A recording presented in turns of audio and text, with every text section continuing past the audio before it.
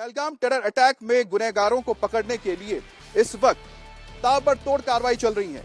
NIA की जांच तेज हो गई है और सुरक्षा बल भी फुल एक्शन में है। आतंकियों के मददगार अब तक 250 से ज्यादा और 2500 से ज्यादा मददगारों को इस वक्त हिरासत में लिया गया है।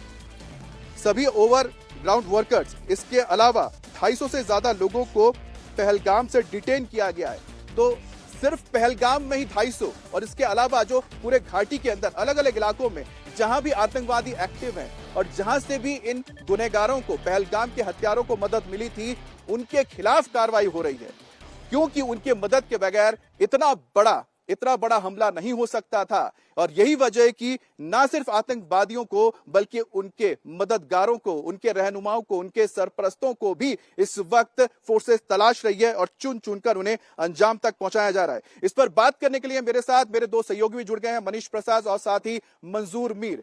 मनीष, आपके पास क्या ताजा जानकारी है, क्योंकि इस वक्त पूरे घाटी के अंदर बड़ा ऑपरेशन चल रहा है? अमित, हम आपको वही जानकारी दे सकते हैं जो ऑफिशियली हमें बताया गया है और कहा गया है कि इसको बहुत ही संयम के साथ बताएं। हम आपको बता दें कि साउथ कश्मीर के 6 अलग अलग एरियाज में इस समय तेज ऑपरेशन जारी है। खासतौर पे अनंतनाग, पहलगांव, कोकरनाग, शोपियान, पुलवामा, इनके एरियाज में 3 पैरेलल इन्वेस्टिगेशन के साथ जो क्रैकडाउन है वो किया जा रहा है।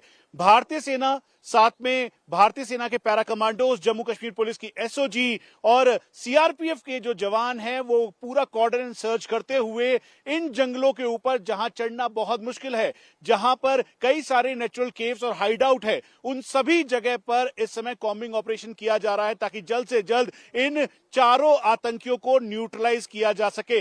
दूसरी टीम जो है इस समय अलग अलग एरियाज में जो ओवरग्राउंड वर्कर्स है उसको क्रैकडाउन करते हुए उनको डिटेन कर रही हैं, क्योंकि इंटरसेप्शन रिकॉर्ड किया गया। उसके अलावा जो पेड डेटा रिकवर है, उसके अलावा जो जानकारी मिली है, उन सभी जानकारी के आधार पर ओवरग्राउंड वर्कर्स की लिस्ट बनाई गई है जो सीधा पाकिस्तानी हैंडलर के संपर्क में थे या उनके कहने पर पूरा काम कर रहे थे।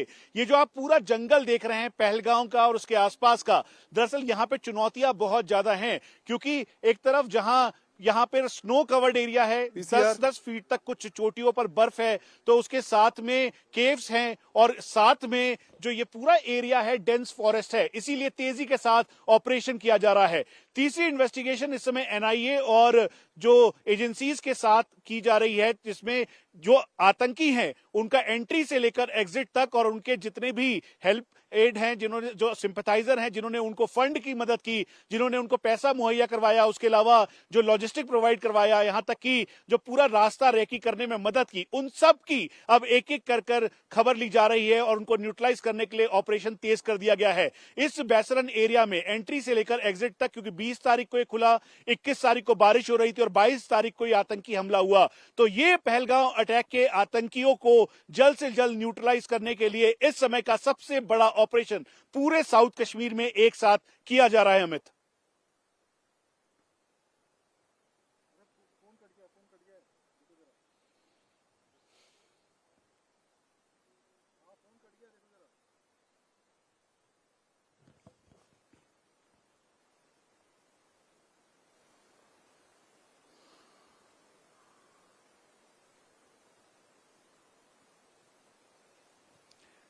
हम आपको यह भी बता दें कि यहां पर चुनौतियां बहुत ज्यादा हैं, क्योंकि ये जो पूरा टेरेन देखेंगे तो इन जंगलों में चढ़ना बेहद मुश्किल है। रात के अंधेरे में अगर आप टेक्नोलॉजी का सहारा लेते हुए ड्रोन की भी मदद लेंगे तो यहां पर डेंस फॉरेस्ट होने की वजह से नेचुरल केव्स हैं और करीबन जो जानकारी हमें मिल रही है ये एडजॉइनिंग एरिया अनंतनाग और कोकरनाग की तरफ जाता है। और अगर बर्फीले पहाड़ को पार करते हैं, जो करना बहुत मुश्किल है क्योंकि करीबन 10 फीट से ज्यादा वहां पर स्नो है, इन चारों तरफ इस समय तेज ऑपरेशन भारतीय सेना, जम्मू कश्मीर पुलिस और सीआरपीएफ के द्वारा किया जा रहा है। हम आपको फिर से बता दें, कोई भी हम क्लासिफाइड डिटेल नहीं बता रहे हैं। उसकी वजह यह है कि ऑपरेशन इस समय उस पड़ाव पर है जहां आतंकियों के सफाई के लिए लगातार कोशिश की जा रही है भारतीय सेना के द्वारा। चारों तरफ अगर आप इस पहाड़ों को देखेंगे तो बैसरन के आसपास का जो एरिया है, जो कि पीछे के पहाड़ किश्तवाड़ से कनेक्ट होते हैं, इन सभी पर इस समय तेजी के साथ ऑपरेशन किया जा रहा है। चीजें क्लासिफाई है, क्योंकि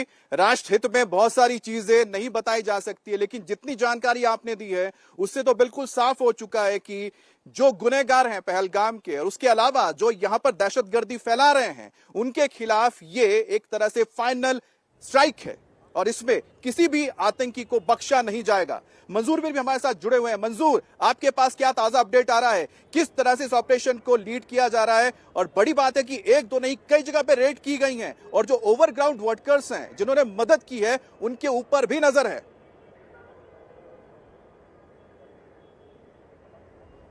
बिल्कुल अमित, पूरे कश्मीर में ऑपरेशंस में काफ़ी तेज़ी लाई गई है। खासकर पिछले 24 घंटे के भीतर सुरक्षा बल जो है यही कोशिश में लगे हुए हैं कि जल्द से जल्द जो मिलिटेंट्स यहाँ पर छुपे हुए हैं उनको न्यूट्रलाइज किया जा सके। न सिर्फ मिलिटेंटों के खिलाफ ये ऑपरेशन बड़े पैमाने पर शुरू किया गया है, बल्कि ओवरग्राउंड वर्कर्स और जो मिलिटेंसी रिलेटेड केसेस में इन्वॉल्वमेंट जिन लोगों की है उनको भी डिटेन किया गया है। 2500 से ज़्यादा लोगों को अब तक डिटेन किया गया है और उनसे पूछताछ की जा रही है। खासकर पहलगाम की बात करेंगे तो 250 लोगों को वहाँ पे डिटेन किया गया है। जो घोड़े वाले हैं, वहाँ के फोटोग्राफर्स हैं, खच्चर वाले हैं या जो अलग अलग स्टॉल वहाँ पे लगाते हैं, उनसे भी पूछताछ की जा रही है। और आज दिन की बात करें तो 100 से ज़्यादा लोगों को आज पहलगाम पुलिस स्टेशन में बुलाया गया है और उनसे पूछताछ की गई। और ये जिप लाइन का वीडियो जो कल रात को सामने आया था उसके बाद ये जांच जो है और ज़्यादा तेज़ी इसमें लाई गई है, क्योंकि एनआई जो है इस पूरे मामले को अब छानबीन कर रही है, क्योंकि एनआई जो है वो हर एंगल से इस पूरे मामले की तहकीकात में जुट गई है। और पुलिस का मानना ये जांच हो रही है, हर वीडियो की जांच हो रही है। कई ऐसे वीडियोस हैं जो लोगों ने, टूरिस्ट ने उस वक्त अपने फोन से शूट किया था। ऐसे कई वीडियोस एनआईए को सौंपी भी गई हैं और इसमें से कई ऐसे चश्मदीद भी हैं जिनके जरिए एनआईए इस पूरे घटनाक्रम को और बेहतर ढंग से समझने की कोशिश कर रही है। और देखिए, जो रेड की हम बात कर रहे हैं उसका रेंज घाटी से शुरू होते हुए पुंछ राजौरी तक गया है, यहां तक कि डोडा के इलाके में भी करीब 13 जगहों पे रेड की गई है। तो आप समझ सकते हैं कि पूरा घाटी और पूरा जम्मू कश्मीर इस वक्त फोर्सेस की नजर में है। ऑपरेशन का जो रेंज है कश्मीर घाटी से निकलता हुआ वो सीधा पीर पंजाल होते हुए कश्मीर से बाद जम्मू तक पहुंचा हुआ है।